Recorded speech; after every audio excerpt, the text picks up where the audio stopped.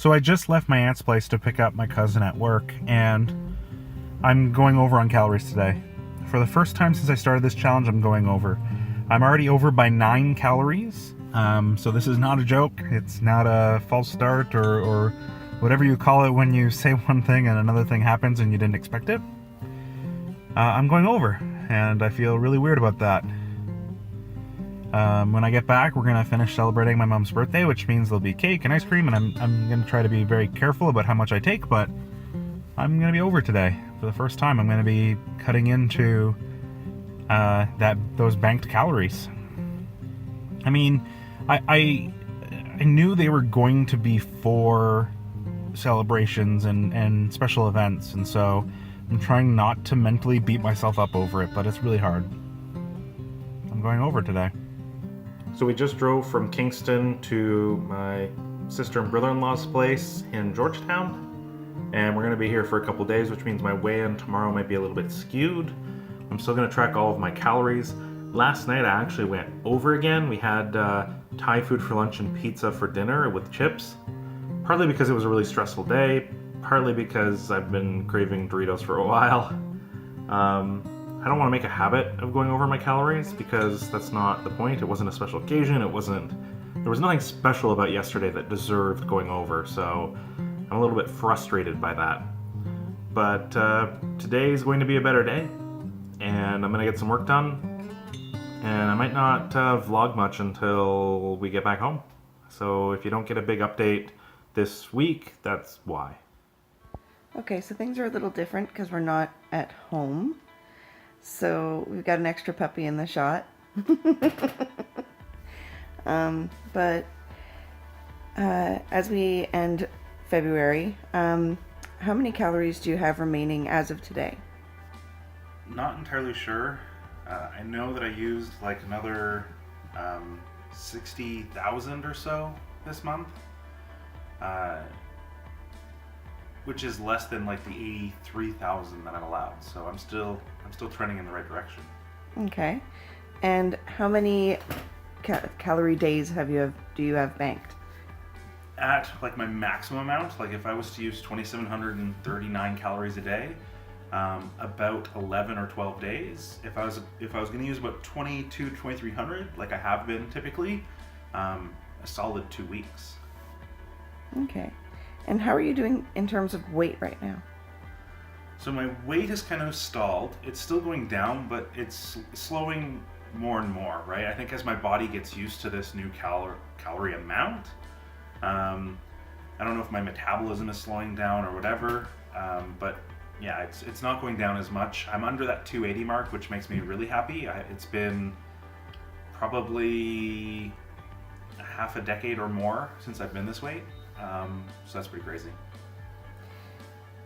Were there any surprises in your journey this month?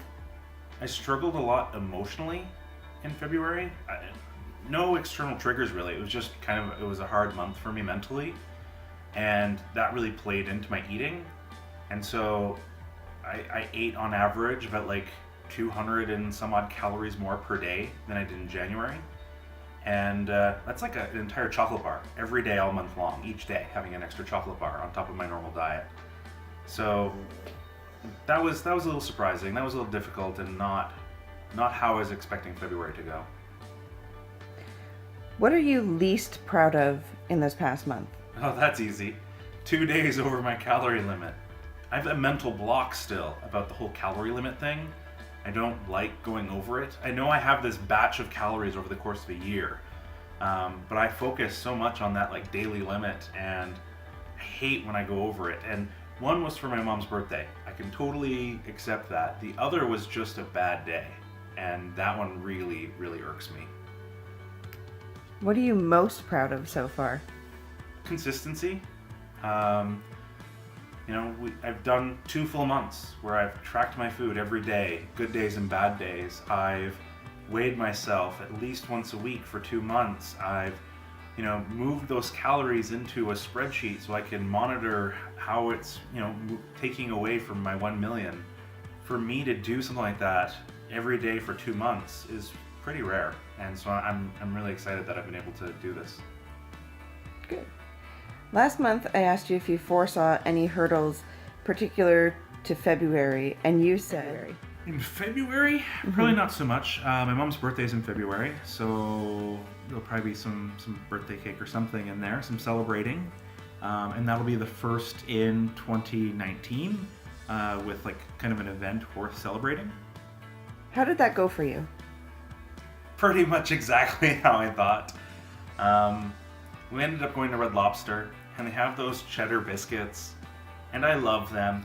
And before we went, I did not check how many calories each of them were. And I ended up eating like 4 or 5 of them, only to find out that they're over 100 calories a piece. So I ate like 500 or 600 calories worth of cheddar biscuits. That's before my meal. That's before I had anything else. So, yeah, that was an easy day to go over, unfortunately. And were there any other hurdles that you didn't foresee? I didn't expect my emotional state to be so low. I didn't expect not drinking my calories to be so difficult. I'm not a coffee or tea drinker at all.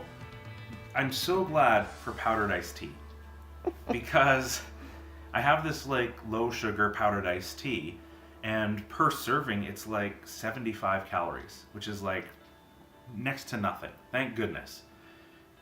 I like flavored drinks. I do. I can't do aspartame because it gives me headaches and migraines. So that means all the diet drinks are off the table. I don't enjoy water. Water is boring and bland. Sometimes I'd rather drink nothing than to drink water. So for a very long time, it was juice and pop. I would just alternate back and forth and maybe throw in some milk in there. And those 3 drinks, I mean, they can be very calorically heavy. And so I know for a fact that I was drinking, between 500 and 1,000 calories per day. Drinking. So trying to cut that back has been a huge struggle. One theme that came up a lot in the last month of your vlog was fatigue, and that usually caused you to say that you weren't going to worry much about your calories. How can you tackle that moving forward? Good question. Well, one thing that's helping is our puppy's getting older, so we've been able to sleep through the night more often. That helps. And I have to continue to be on top of that. I'm a very set schedule kind of person. If I go to bed at 11, I wake up at 7. If I go to bed at midnight, I wake up at 7. If I go to bed at 1 a.m., guess what? I wake up at 7. So making sure that I go to bed early enough so that I can get enough rest so that I can feel more able to tackle my day is important. I think another thing is as the days get sunnier, like as we get more light during the day, I'm just going to naturally feel more energetic. That seems to be my typical cycle. I probably suffer from a little bit of seasonal effectiveness disorder. So I'm hoping that as March is a little brighter, I'll feel a little brighter and more able to kind of manage that. And beyond that, I just need to continue to kind of expand the healthy snacks that I put around myself. It's very easy for me when I'm tired to make bad food choices. If I have good things at arm's reach, then even though I'm burning through calories, I'm at least eating better calories. And do you have any final reflections that you want to share? Yeah, more people need to be mindful of what they eat. So I've been a really bad binge eater pretty much my entire life. I'm very much feast or famine. As I've done better in my career, that's only been worse in some ways, right? Because, going to the store and buying, 2 bags of chips, 2 2-liter bottles of pop, and 4 chocolate bars is nothing by comparison, right? Where when I was a much more poor, starving student, that was my week's food budget. Mindful eating is something that we all have to spend a bit more time on. We have to better understand the calories our bodies need. We have to have the willpower to stop ourselves from going beyond that, because we're all just getting fatter, and it's stupid. It doesn't have to be that way, and the food industry is not going to make it easy on us. And so we just really we all have to spend a little bit more time thinking about what we're putting in our bodies. What would you recommend people to be able to do that? Whatever works for them. I mean, everyone needs different things. Take the time, self-reflect, right? I would recommend that everyone go on like MyFitnessPal or another service and track what they eat for a week and be honest about it, right? Don't eat the chocolate bar and not put the chocolate bar on the tracking thing, which, to be fair, I've done before. I know how useless that is. put everything on there and then take a real honest look at it and say, is there anything there I could have done without? Is there anything there that I could have swapped for something better? There's lots of tools to do it. I don't want it, like, MyFitnessPal has worked for me and it's worked for some other people I know, but it's also not worked for some people I know. So I don't want to say, like, MyFitnessPal is the only answer, everyone should be using it. I look at, like, Kevin Smith and the weight loss that he's achieved with Weight Watchers, and that's just immense. And he did that through exactly what I'm talking about, mindful eating.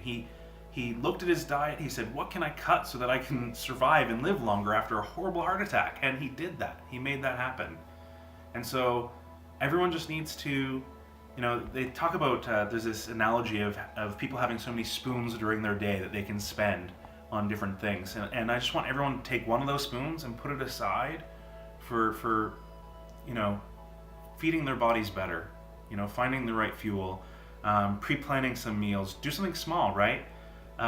If you're a water drinker and you're a coffee drinker or a pop drinker, maybe you replace one of those each day with an extra water instead.